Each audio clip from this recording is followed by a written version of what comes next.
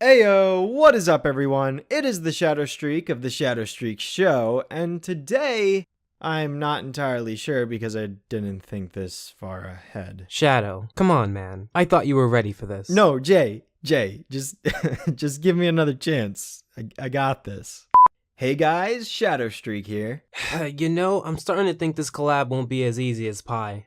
Poorbucks. It's an episode about Princess Poorbucks going bankrupt. Shadow, I'm starting to wonder, what's ruining this collab?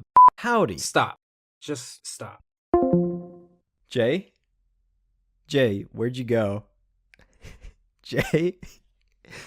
Jay, come back. I'm sorry. Princess Poorbucks. You either love her or you hate her. At least, that's the general consensus I've noticed with most people's opinions regarding her character. Considering her typical snobby rich kid attitude and treatment towards everyone that she thinks is beneath her, I can't say I blame them. She was based off of Veruca's Salt after all. Poorbucks decides to paint Princess in a more positive light, one that strips away all of her wealth and power and places her into that of a normal situation. The episode plays off of the idea of, what if Princess no longer had money? And considering the events that play out, I'd say it sort of makes sense.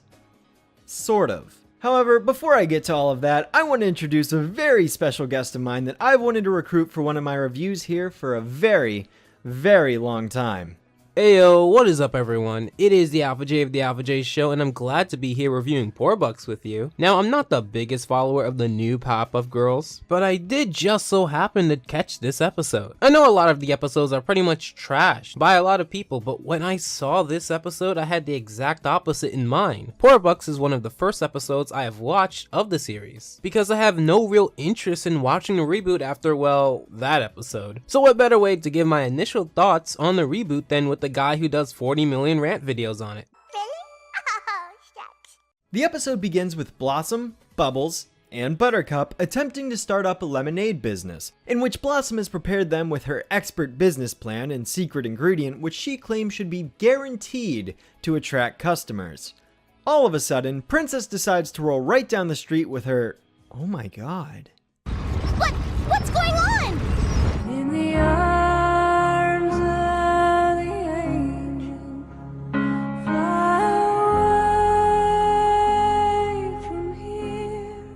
The best part is that our three heroes don't even notice or care. What they do care about is why Princess Poorbucks is here. She would then explain that she's using her Poorbucks money paver to create a giant water slide, and I can see why there's a shade of red on the insides. Poorbucks money paver, houses go in. The arms of the angel. We get a run-of-the-mill rap song about it because rap equals cool. At least it's short. We also get to see the animators messing around with the scale tool in Photoshop. I'll give them this. At least they get right into what the episode is about, even if they have to stress rich, cool, and trendy within a few minutes. Princess's new scheme of the week entails her destroying the girl's home to make way for this grand water slide project she keeps going on about. But unfortunately for her, Blossom manages to stop her with a quick burst of her ice breath, effectively destroying her machine and sending her crew packing. The episode really plays up Princess's obsession with money in this opening act, and seeing as the title of this episode has poor in the name, it's reasonable to assume that this is the setup for her inevitable bankruptcy to occur soon after. Cut to later that night, where the girls are discussing what they're going to do with the whole Princess situation. Relax, you can just freeze the other money paver tomorrow. Don't you see? She's got so much money, she'll keep coming back again and again. We'll never be able to stop her. Blossom, hate to point this out, but, like, you could just, I don't know, beat her up or something? Even have her arrested for property damage, trespassing, possibly even murder. There are more obvious solutions here. Princess is going to keep coming back if Blossom doesn't do anything, so she may as well try to do something about it, right? They can't just let her get away with repeatedly coming back, day after day, attempting to plow down their home with another one of her expensive money pavers. However, as luck would have it, Blossom gets a notification on her phone from her stock market app that states the Poorbucks stock value has completely crashed and that the family's gone bankrupt. We'll never be able to stop her. Oh, a notification from my stock ticker app.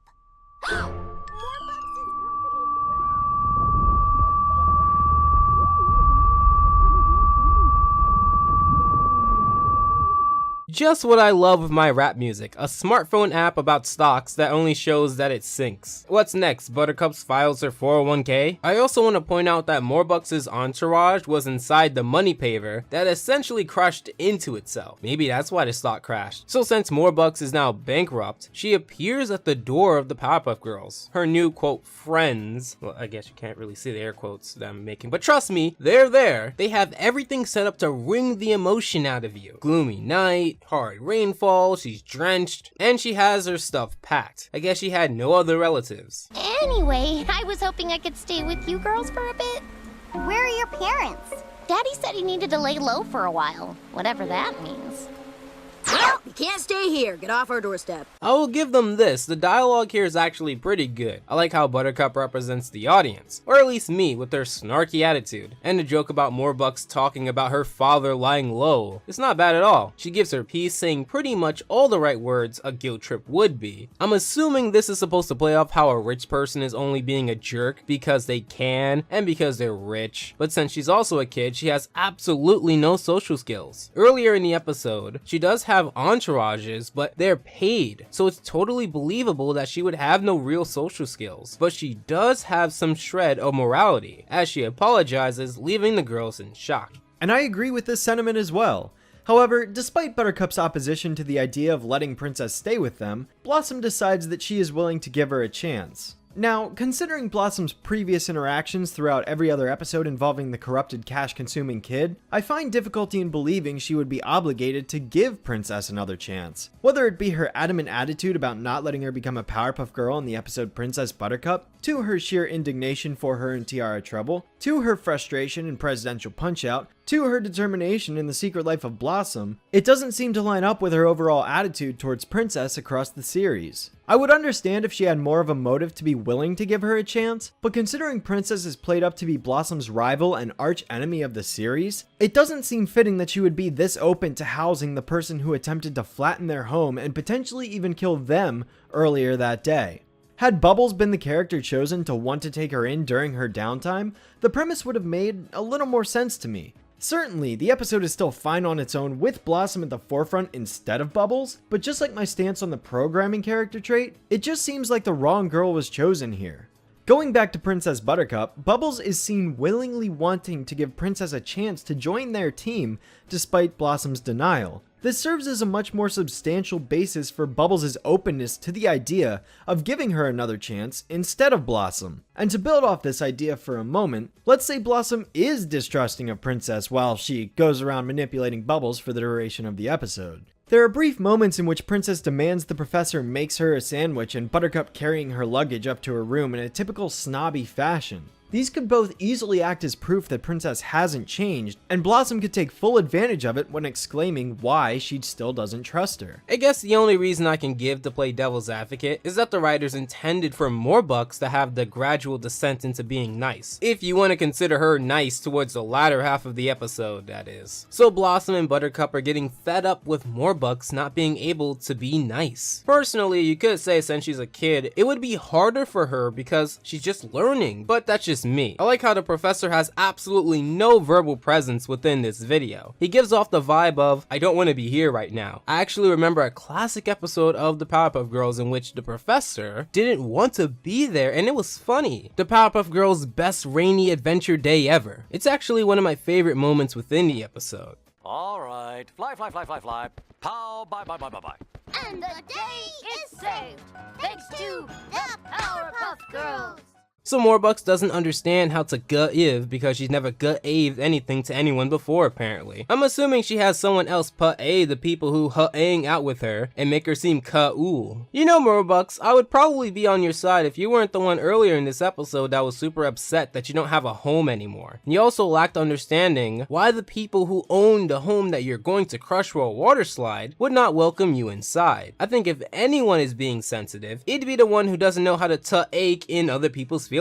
I promise. That's the last one. Did we mention Bubbles thinks it's her birthday? Okay, let's do this one more time. Let's say it's Bubbles' birthday. It is? Again, Bubbles, it's not your actual birthday. We're just pretending. Aw. After 6 hours of attempting to teach Princess how to be good, Blossom finally gives up on her and heads up to her bedroom where she continues to work on her lemonade stand business plan in isolation. Can't say I blame her, considering that it's probably 3 o'clock in the morning, assuming the episode abides by the standard progression of time. It's kinda strange considering that Princess arrives at the girl's house when it's already dark out, and yet they find themselves still wide awake all this time later. It really shouldn't be that hard for Princess to understand though, but hey, I guess when you're that rich, manners are a foreign concept to you. Not long after, Princess decides to head upstairs to see what Blossom's been up to, and without so much as a second thought, hastily takes the plan she was working on to make some major edits to it. Blossom quickly sees that there truly is good in Princess with this nice favor that she just did for her, and somehow manages to convince her to keep doing it so that she can become a good person, like she was trying to teach her earlier in the episode. See, even the most selfish, spoiled brats can overcome their own greed. Or can they? Next, we get a montage, in which the episode shifts over to a different art style as we're treated to a 30-second music video about Princess's reformation. You're becoming nice!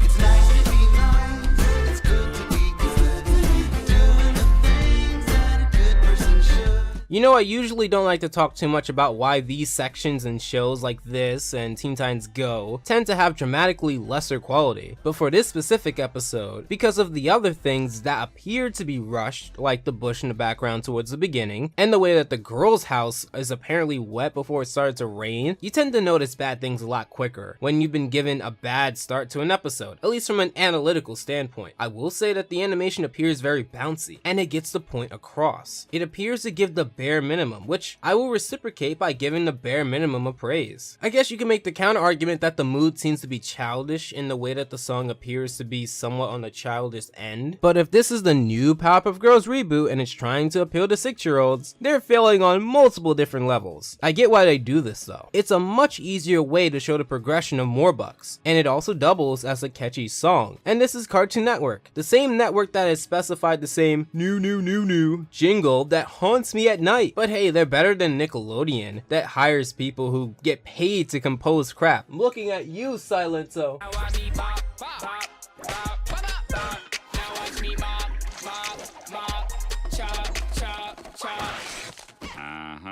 What else you got? Also, after the song teaches us that it's nice to be nice and good to be good, we find that Blossom and Poorbucks feel like it's good to be nice and nice to be good. Because Little Details is only for no-life having fedora neckbeards who live in their mother's basement and take cartoons seriously. Speaking of little details,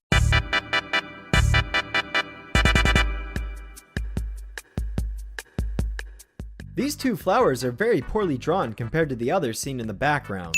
Waterslide defies several laws of reality. I know this picture is half full, but I'm starting to see it as half empty. Bubbles claims that this pitcher is half full, but the volume that this liquid takes up is clearly a greater amount. Considering we never see Princess's entourage get out of this wreckage, it's fair to assume that they were frozen solid and then immediately crushed to death. The girl's home has remnants of water running down its sides, but the rain hasn't even started yet. Between this establishing shot and the moment Blossom opens the door, only 30 seconds have passed and it's already thunderstorming. That's not unheard of, but incredibly unlikely considering the sky was only partly cloudy just moments before.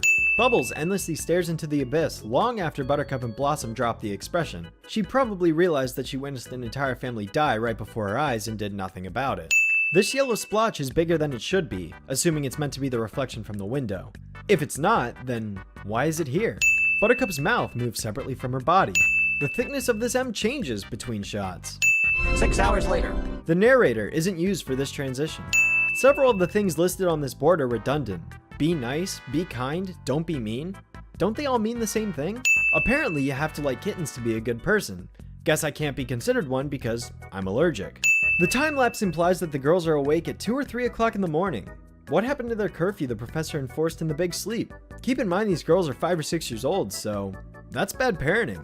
This layering issue. The perspective of this room gets more and more disorienting the longer you stare at it. Oh, here's your problem. You're spending money all wrong. Princess's paper flicking game is weak. That thing didn't even budge. When Princess gives Blossom's plan back to her, it is clear that the paper is blank. On top of that, Blossom flips the paper incorrectly based on the way Princess hands it back to her. She's currently staring at the back of the page. Blossom's shirt and shoes randomly shift for no discernible reason. Between shots, the girl's home magically turns from white to pink. The way the Bubbles flips this camera here is physically impossible. As if that weren't enough. Shadow, I'm going to die soon. Can you please hurry up? Oh, do you need any help? To die?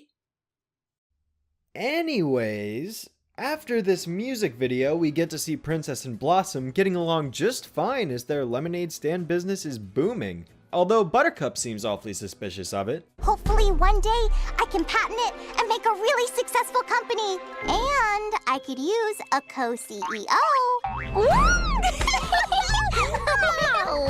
This is weird, right?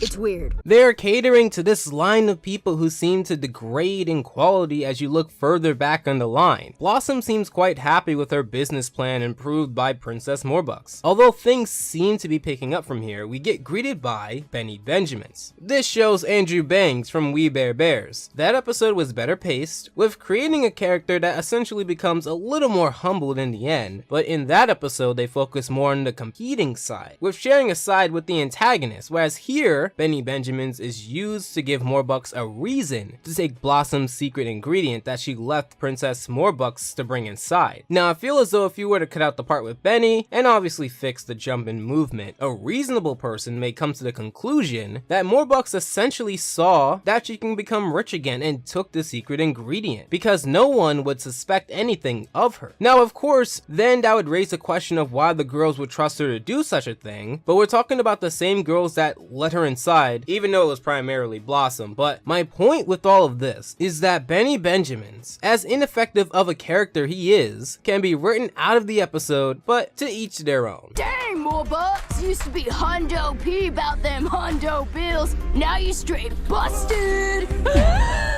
None of what you just said were words. After Blossom heads inside, we are then treated to a brief shot of Princess staring at the secret ingredient with a hint of temptation plastered across her face. As you can probably guess, she decides to steal it without saying a word and patent it for herself. Given the way these events are laid out, there are two primary driving forces that lead Princess to make the decision that she does. One argument that could be made is that she witnesses her crew members had abandoned her for bigger and better things, and she desires to earn them back by getting rich again. This does not contradict the point about Benny being a pointless character, as the crew could have simply been driving down the street without him and treating her exactly the same way. On the other hand, it's entirely possible that Princess was secretly evil from the get-go, and just leading the Powerpuff Girls into a false sense of security that would allow her to act when an opportunity presented itself. Either way, both of these serve as possible interpretations that could explain the reasoning behind her betrayal. The next morning, the Powerpuff Girls hear rumbling outside. As they go to check, it's Princess Poorbucks with her newly founded wealth and subtle hatred of that house. She would explain that she's rich again, and one would assume that it's because of the blatantly obvious scene where Poorbucks is tempted to take Blossom's secret ingredient. This is later confirmed when Blossom checks on her touchscreen bar of soap that Poorbucks led a campaign specifying that she used the secret ingredient. As much as the small details seem to be completely disregarded in this episode, I have to say that for an overall story, it's not bad. I think this episode could have worked a lot better if they didn't oversimplify some things and overcomplicate other things. Some of the decisions seem to be made just because, or to make things easier in the long run, but have less of a rewatch value in the long run as well. But as a story, the bare bones makes sense, and I can at least give that to the episode. It's like someone on the crew has a knack for getting the bigger details right, but they don't have anyone to look over the finer details that fans would find in a heartbeat. And as a fan of something, you're invested more into it, and with that comes watching these episodes multiple times. And I gotta say that I've seen tons of errors or lapses in logic or blatant disregard for effort all throughout this episode in terms of the finer details. And if the show wanted to cultivate a fan base, you would think they'd give the fans an episode they'd want to come back to. But I can't really see myself watching this episode more than a few times after this review, because there's nothing more to it beyond the bigger details.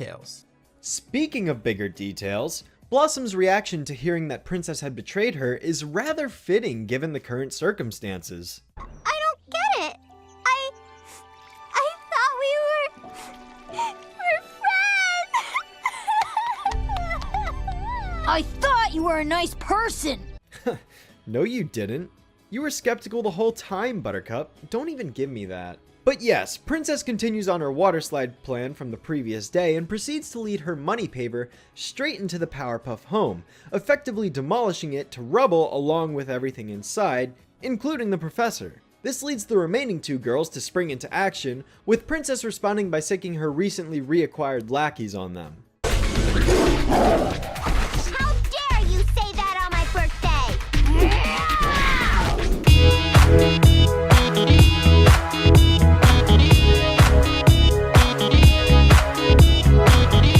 Despite their efforts, it's not enough to prevent Princess from mowing their home right down, until she sees Blossom standing there waiting for the inevitable. After pausing her machine to hear what Blossom has to say, Princess receives a framed picture of the two of them together as friends, leading her to call it quits and let the girl's house stand another day. This effectively ends off the episode, with subtle hints to the possibility for Princess to become good someday, although given the way the reboot handles its episodes as individual short stories rather than one big overarching narrative, the chance of this happening again is unlikely. I made it for you last night.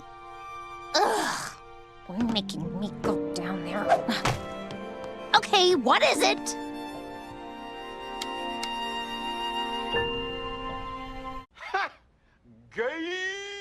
I actually thought the last scene was pretty good. Despite the terrible rap music and average music video, the music choice for this particular scene worked. I think they executed on the power of silence well, using it to subtly tell when a dramatic moment is coming. I know that Princess Poorbucks went through a pretty middling arc to become the character she became here, but it would be wrong of me to label the entire episode as such. This moment here was executed correctly, and despite the slightly overdone banter at the end, you can tell that Poorbucks is really touched by the photo. She clearly had nothing to stop her, and the professor would have died in the process, but she chose not to. Even if we were going off on Poorbucks' perspective, she has her friends back, plus the money. It shows that there is good in her, but she still believes that it's better to be rich because she can't deal with being labeled as poor. It's conditioning, and it's completely understandable to why she would act this way. It does lead me to think that this is one of my favorite episodes so far in the reboot. I know there isn't that many good episodes to choose from, but despite the myriad of small problems, I would consider this to be a pretty solid episode. I feel as though some parts are funny, whether intentionally or unintentionally, and throughout this messy execution lies the backbone of a strong plot, decently executed jokes, and quite the impressive ending. Earlier I compared Benny Benjamin's to Andrew Bangs in We Bare Bears. The reason I did that is because in that episode, that show's Princess Poorbucks is a character called Nom Nom. In Nom Nom's entourage, we have Nom Noms, a famous internet personality, lose relevance but gain it in the end. He also had photos of himself with the bears, the main antagonist of that show, the same way Poorbucks was given with Blossom, and both antagonists, both Poorbucks and Nom Noms, chose to keep it in the end, showing a different side of them. While that had a much better conclusion, I can say that this episode wasn't bad. I do consider it to be pretty good overall, and I would recommend it as one of the few good offerings of the new reboot if you watch it in a casual sense. When it comes to Poorbucks, I personally find the episode to be very average in most regards.